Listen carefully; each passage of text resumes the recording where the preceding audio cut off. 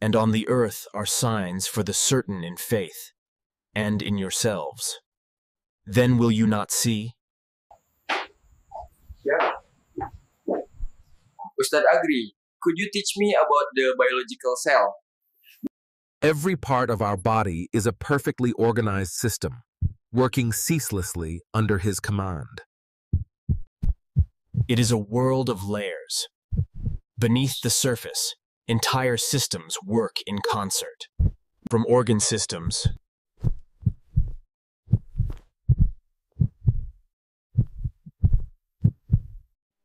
each organ is built from millions of life's building blocks called tissues, working together for a single purpose. And here it is, the smallest unit of life itself, a cell, a complex world.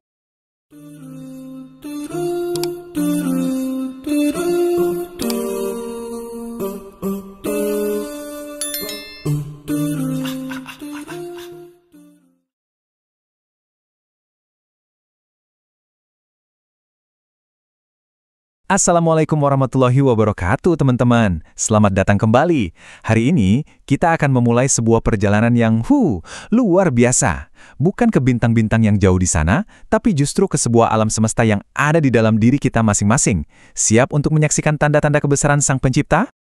Allah Subhanahu wa Ta'ala lewat ayat ini seolah-olah menyapa kita langsung, ngajak kita buat merenung. Jadi, sains, terutama biologi, itu bukan sekedar hafalan fakta yang bikin pusing loh, tapi ini adalah cara kita untuk memperhatikan, ibarat sebuah lensa canggih untuk menyaksikan betapa sempurnanya ciptaan Allah, dan kita mulai dari yang paling dekat, ya tubuh kita sendiri. Pernah nggak sih kalian berhenti sejenak terus mikir, sebenarnya apa ya bahan dasar yang menyusun semua makhluk hidup yang super kompleks di sekitar kita, bahkan diri kita sendiri, mulai dari ikan paus raksasa di lautan sampai bakteri yang nggak kelihatan mata? Dan jawabannya adalah sel. Subhanallah, coba bayangin, sebuah unit yang sama, sebuah desain fundamental yang jadi pondasi semua kehidupan di planet ini. Ini tuh bukti nyata pertama akan kesatuan dalam ciptaannya. Semuanya berawal dari unit dasar yang sama, sel. Oke, sekarang kita coba selami lebih dalam yuk. Kita akan mundur sedikit ke masa lalu buat lihat gimana ceritanya manusia pertama kali menemukan alam semesta tersembunyi yang ada di dalam setiap makhluk hidup ini. Perjalanan ini tuh dimulai lebih dari 3,5 abad yang lalu. Coba bayangin, tahun 1665 ada ilmuwan namanya Robert Hooke lagi iseng ngintip lewat mikroskop yang, ya ampun, masih sederhana banget zaman itu. Dia ngelihat seiris gabus, dan apa yang dia temukan? Kotak-kotak kecil kosong yang ngingetin dia sama kamar-kamar biarawan. Makanya dia kasih nama sel, dari kata Latin celia. Tapi, butuh waktu hampir 200 tahun lagi, sampai ilmuwan lain, Sladen dan Schwann, berhasil nyambungin kepingan puzzle ini dan bilang sesuatu yang revolusioner. Hey, semua makhluk hidup, tumbuhan, hewan, itu semua terbuat dari sel. Penemuan ini benar-benar mengubah cara kita memandang kehidupan selamanya. Jadi, apa sih sebenarnya sel itu? Gampangnya, bayangin aja sel itu kayak sebuah kantung ajaib. Di dalamnya, semua reaksi kimia yang bikin kita hidup itu terjadi. Nah, kantung ini, yang kita sebut membran sel, perannya krusial banget. Dia itu kayak satpam super canggih yang ngontrol apa aja yang boleh masuk dan keluar. Tanpa membran ini, nggak akan ada kehidupan. Sesederhana itu. Nah, waktu para ilmuwan ngelihat lebih dekat lagi, ternyata mereka sadar, dunia sel ini nggak seragam. Ternyata ada dua kerajaan besar atau dua tipe sel yang beda banget secara fundamental. Kerajaan yang pertama namanya prokariot. Anggap aja mereka ini penduduk asli dunia seluler, simple dan udah ada dari zaman dulu banget.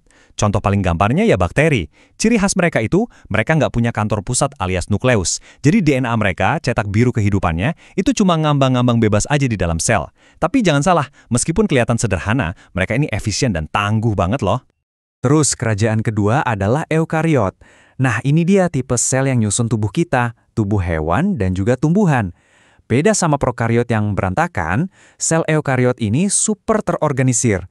Mereka punya ruang kontrol pusat yang jelas, yaitu nukleus, yang dibungkus rapi sama membran pelindung. Disinilah DNA yang super berharga itu disimpan dengan aman, kayak dokumen rahasia di dalam berangkas. Nah, di sini perbandingannya kelihatan jelas banget. Prokariot itu ibaratnya kayak kamar kos satu petak. Semua barang dan aktivitas ada di situ semua. Simple. Sementara eukariot itu lebih mirip rumah besar dengan banyak ruangan. Setiap ruangan, atau yang kita sebut organel, punya fungsi spesifiknya sendiri-sendiri. Tingkat keteraturan dan kompleksitasnya ini, Masya Allah, benar-benar bikin kita takjub. Oke, kita lanjutin ya. Sekarang kita akan lihat gimana sel eukariot yang kompleks ini bekerja. Biar gampang, kita pakai analogi aja. Coba deh bayangkan setiap satu sel di tubuh kalian itu adalah sebuah kota metropolitan yang super sibuk dan super canggih. Betul sekali, sebuah kota yang nggak pernah tidur dengan berbagai macam distrik dan departemen yang kerjasama dengan harmonis. Setiap detiknya ada triliunan kota kayak gini yang kerja bareng di dalam tubuh kita. Subhanallah, coba renungkan deh betapa luar biasanya rancangan ini. Nah, di pusat kota ini ada balai kotanya. Itulah nukleus.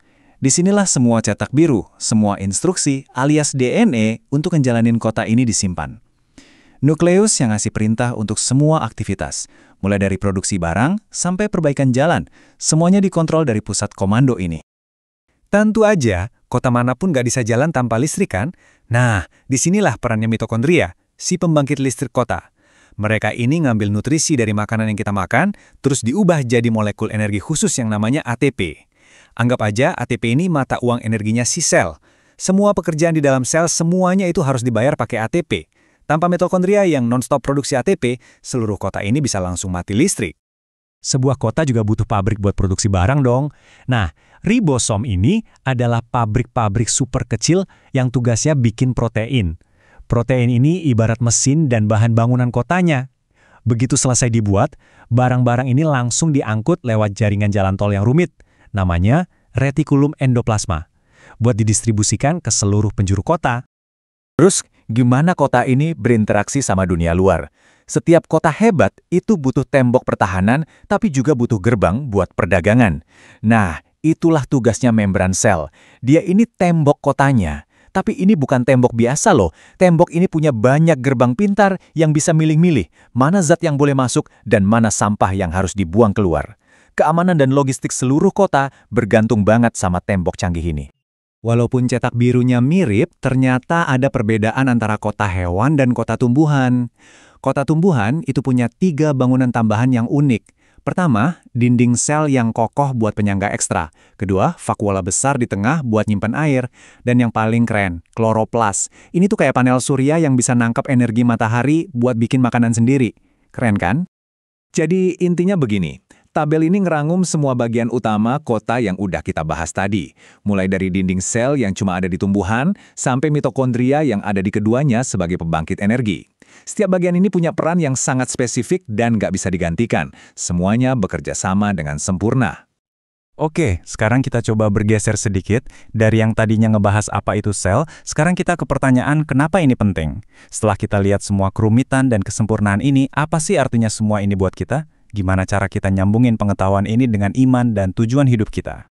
Allah itu nggak mungkin menciptakan semua ini tanpa tujuan. Dengan nunjukin ke kita sistem yang begitu sempurna, dari level sel sampai level alam semesta, dia itu seakan-akan ngundang kita buat mikir. Jadi, setelah menyaksikan semua ini, pertanyaannya adalah, apa peran kita di muka bumi ini? Nah, ini dia jalannya. Langkah pertama tentu saja ilmu. Kita belajar, kita berusaha memahami tanda-tanda kebesarannya, persis seperti yang kita lakukan sekarang. Dari ilmu itu, insya Allah akan tumbuh iman di hati kita. Rasa takjub, rasa syukur yang mendalam atas desainnya yang sempurna. Dan puncaknya, iman itu yang akan mendorong kita untuk beraksi, untuk berinovasi, menggunakan ilmu ini buat kebaikan, dan untuk menjalankan peran kita sebagai khalifah di bumi. Dan pegang selalu hadis yang indah ini ya, apa yang kita pelajari hari ini, usaha kita buat ngerti biologi dan ilmu-ilmu lainnya, itu bukan cuma kegiatan akademis biasa. Ini adalah ibadah. Ini adalah sebuah jalan yang insya Allah akan dimudahkan olehnya untuk kita menuju surga. Semoga setiap penemuan baru yang kita pelajari, setiap pemahaman yang lebih dalam tentang ciptaannya, akan selalu menambah rasa kagum dan kedekatan kita kepada Sang Maha Pencipta.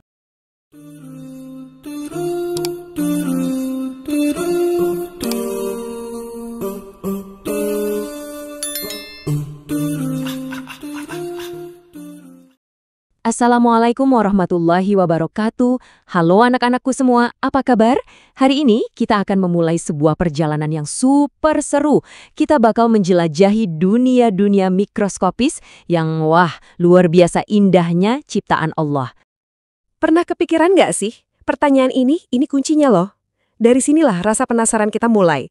Dan kalian tahu, dalam Islam, rasa penasaran yang berujung pada ilmu itu adalah ibadah. Iya, ibadah. Ini cara kita untuk membaca tanda-tanda kebesaran Allah atau ayat-ayatnya yang tersebar di mana-mana. Bahkan ya, di dalam tubuh kita sendiri.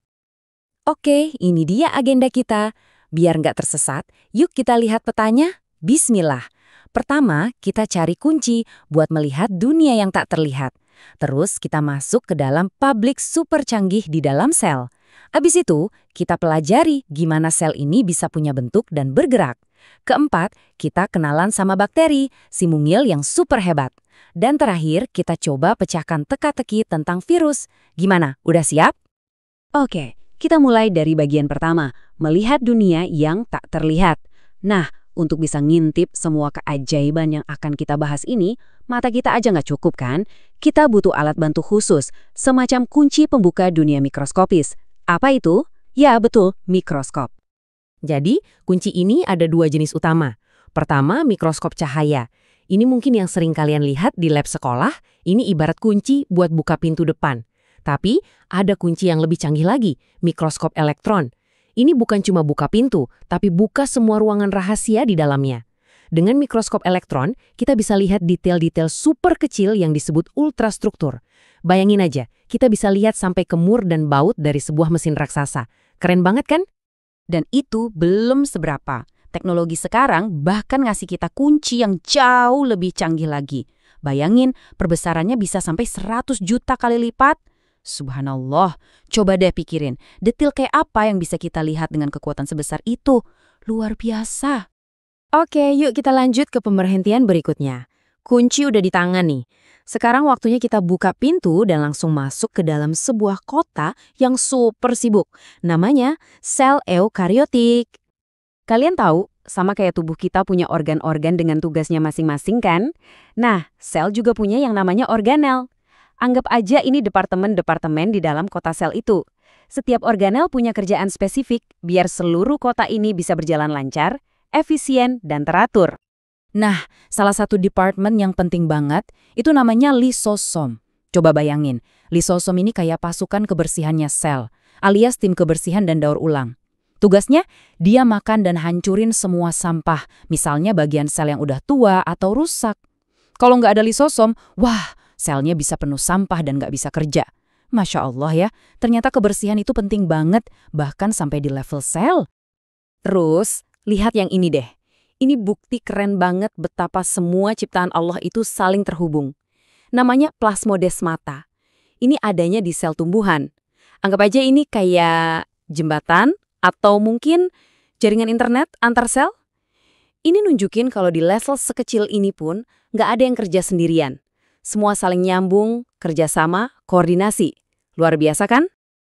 Oke, sekarang pertanyaannya, gimana caranya sel bisa punya bentuk dan bisa bergerak? Nah, disinilah kita lihat lagi kesempurnaan desain dari Allah. Setiap ciptaannya, sekecil apapun itu, pasti punya struktur dan tujuan. Coba kita lihat tabel ini sebentar yuk. Ada beberapa komponen kunci di sini. Pertama, lihat deh, ada sentriol. Ini spesial, cuma ada di sel hewan dan perannya penting banget pas sel mau membelah diri. Terus ada silia dan flagella. Ini kayak mesin penggeraknya sel. Dan yang terakhir ada sitoskeleton. Nah, ini ada di sel hewan dan tumbuhan, tugasnya jadi penopang. Yuk kita bahas si sitoskeleton ini lebih dalam. Jadi sitoskeleton ini penting banget. Dia bukan cuma sekedar tulang atau rangka yang ngasih bentuk ke sel, tapi dia juga berfungsi sebagai sistem jalan tol di dalam sel. Material-material penting itu diangkut lewat jalan tol ini. Coba bayangin, serapi dan seefisien itu sistem transportasinya. Masya Allah. Desain yang luar biasa sempurna. Oke, kita udah lihat betapa kompleksnya sel kita ya. Sekarang, yuk kita geser fokus kita. Kita akan lihat bentuk kehidupan yang jauh lebih simpel. Tapi jangan salah, super sukses di muka bumi. Siapa dia? Bakteri. Bedanya di mana sih? Paling gampang, lihat aja ruang kontrolnya. Sel eukariotik, kayak sel kita, itu punya nukleus. Anggap aja nukleus itu kantor pusat yang dijaga ketat, tempat nyimpan resep rahasia kehidupan, yaitu DNA. Nah, kalau sel prokariotik, kayak bakteri, DNA-nya lebih santai. Dia ngambang bebas aja gitu di sitoplasma. Kelihatannya sederhana ya, tapi strategi ini efektif banget loh, makanya bakteri bisa ada di mana-mana. Coba perhatikan gambar ini baik-baik. Ini bukan adegan film loh, ini adalah medan perang yang terjadi di dalam tubuh kita setiap detiknya. Yang kalian lihat itu bakteri Streptococcus yang lagi nempel di permukaan sel darah putih alias tentaranya tubuh kita. Ini jadi pengingat buat kita bahwa di dalam diri kita ini ada ekosistem yang super kompleks dan dinamis, penuh interaksi antara berbagai makhluk ciptaan Allah. Dan akhirnya, kita sampai di bagian terakhir. Kita akan melihat sesuatu yang ukurannya lebih kecil lagi dan jauh lebih aneh. Sesuatu yang bahkan bikin para ilmuwan bingung, ini sebenarnya makhluk hidup atau bukan ya? Jadi apa sih virus itu? Yang jelas dia bukan sel, dia nggak bisa hidup sendiri. Virus itu ada di zona abu-abu antara hidup dan mati, benar-benar sebuah teka-teki biologi yang bikin penasaran. Nah, ini dia karakteristiknya yang bikin dia unik, dan jujur aja agak serem. Virus itu pada dasarnya cuma materi genetik, DNA atau RNA, yang dibungkus protein. Misinya cuma satu, bikin salinan dirinya sebanyak-banyaknya. Masalahnya, dia nggak punya pabrik atau mesin fotokopi sendiri. Jadi gimana dong? Ya, dia harus ngebajak sel lain. Sel inangnya dijadiin pabrik buat bikin virus baru. Dan disinilah peran kalian sebagai calon inovator masa depan. Dengan memahami struktur virus ini, dengan memahami ciptaan Allah yang satu ini, para ilmuwan bisa merancang obat dan vaksin untuk melindungi kita semua. Nah, inilah bukti nyata gimana ilmu pengetahuan itu bisa dipakai untuk kebaikan, untuk jadi rahmat bagi seluruh alam. Setelah lihat semua ini, dari sel yang begitu rumit sampai virus yang misterius, kita kembali ke satu pertanyaan penting.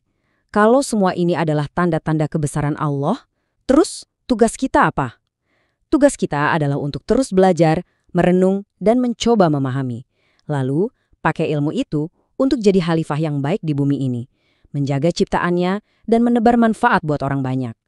Semoga perjalanan kita hari ini bisa menambah iman dan semangat kita buat terus belajar ya. Wassalamualaikum warahmatullahi wabarakatuh.